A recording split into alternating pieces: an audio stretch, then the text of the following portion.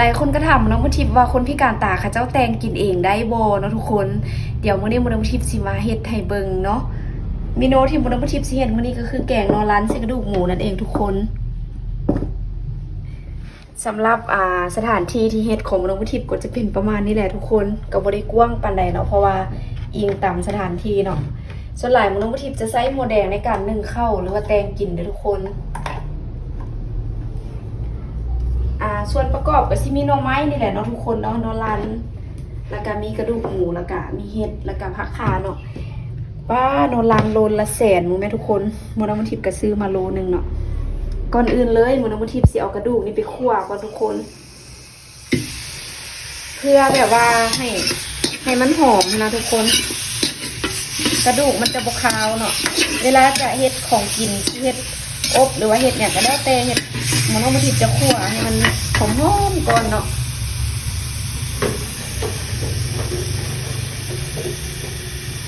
ระหว่างที่คั่วก็สิใส่ขนอไปนำเนาะเพราะว่าเพื่อให้มันตัดกินคาวอย่างประมาณนี้ทุกคน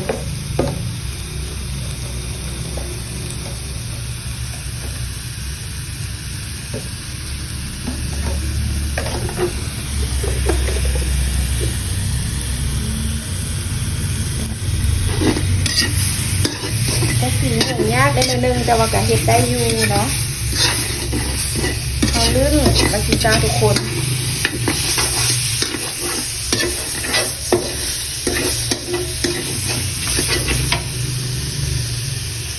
หมดหม้อแป๊บนึงทุกคนลืมเอาน้ำมา ไปเอาน้ำก่อน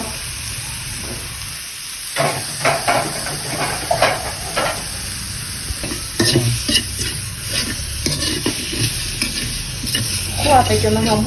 หมดเลยทุกคนเพราะว่าหมูน้ำมันทิพย์แบบเป็นคนหนึ่งที่ว่าแบบว่ามักแห้งกินอาหารเนาะถ้ามันคาวมันอย่างเรากินบ่ได้ที่นะแล้วเราต้องคั่วให้มันหอมๆก่อน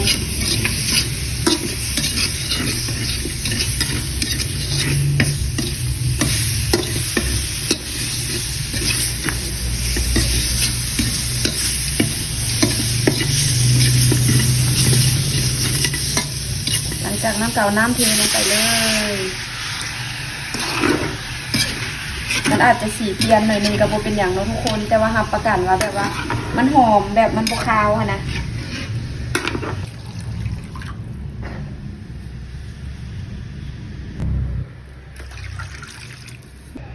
หลังจากนั้นก็จะปรุงตามรสที่เราต้องการเลยทุกคนมะนาวทิพย์จะใส่มะเขือนี้จะเป็นมะเขือแห้งเนาะเพราะว่าหมูน้ำมันทิพย์บ่ค่อยมากินมะเขือดิบเนื่องจากว่าแบบมันขิวเนาะทุกคนก็คือว่ามาเบื้องต้นแหละเพราะหมูน้ำมันทิพย์จะเป็นคนที่ว่ามักขิวกินอาหารประมาณนี้เนาะปรุงด้วยรสตามที่ต้องการเนาะก็คือจะมีเกลือเป็นนัวหมักเผ็ดแล้วก็ปลาแดกตามปกติคือกับแต่ละคนแกงเลยทุกคน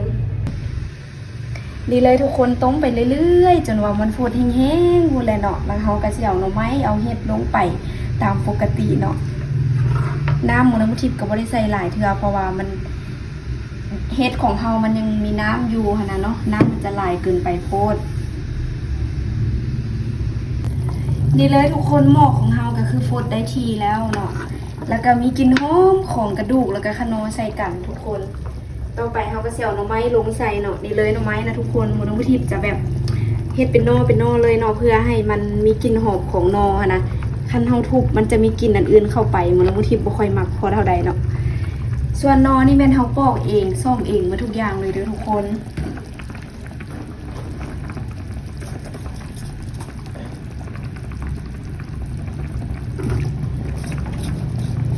เอามือนี่แหละทุกคนจับใส่เนาะมือหานิ้วของเฮาพ่อแม่ให้มาเนาะแต่ว่ากระล้างสะอาดอยู่เด้อทุกคนสำหรับผู้ใดที่ว่าเจ็บเส้นเจ็บเอ็นก็มานวดน้ำมันต์มาทิพย์เด้ออุดหนุนกันแน่ทุกคนว่าเรื่องคนพิการตาเนี่ยนะทุกคนเขาเจ้าก็เฮ็ดได้ทุกสิ่งทุกอย่างคือกับคนปกติทั่วไปนั่นแหละเนาะ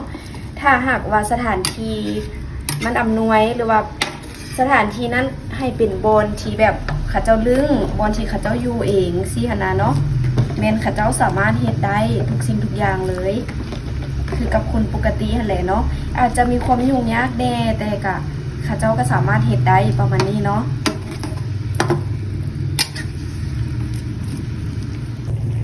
ป้าทุกคนเริ่มหอมเป็นแต่แซ่บขึ้นมาแล้วเนาะหลังจากนั้นเราก็ใส่เห็ดลงไปเลยทุกคน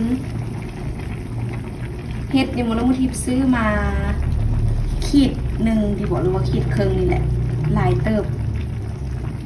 ใส่งบอยู่150,000เนาะแกงหน่อไม้หม้อนี้ทุกคนมันต้องทิพย์บ่ค่อยมากินซีนกินอันอื่นพอปันใดเนาะมากินแต่พวกผักพวกเห็ดพวกหน่อไม้อย่างประมาณนี้เนาะกินปลาจังซี่ค่ะนะจึงบดตุ้ยน้ำข้าวเจ้าจะเถื่อเนาะ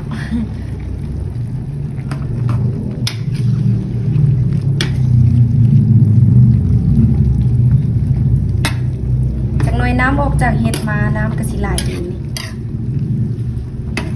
ประมาณนี้เลยได้ทุกคน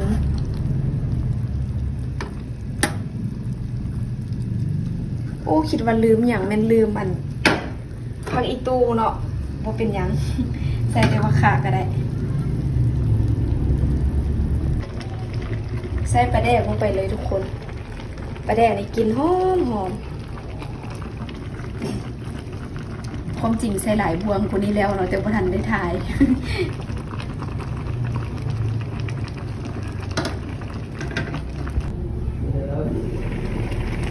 นี่เลยทุกคนแกงน้องเขาใกล้สิสุกแล้วเนาะ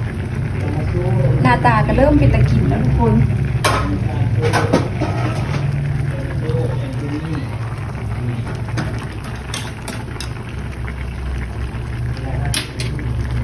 นี่เลยรสชาติอย่างต่างๆคือพอดีแล้วเนาะหลังจากนั้นก็ปิดไฟได้เลยทุกคนประมาณนี้แหละเนาะคนพิการตาสามารถเห็นได้เด้อสำหรับอาหารเนาะทุกคนมโนมุทิพฝากกดไลค์กดแชร์แล้วก็กดติดตามมโนมุทิพเด้อถ้าผู้ใดที่มีปัญหาเรื่องเส้นเรื่องเอ็นอยากมานวดอยากมาผ่อนคลายก็สามารถมาได้เลยเด้อทุกคนขอบใจ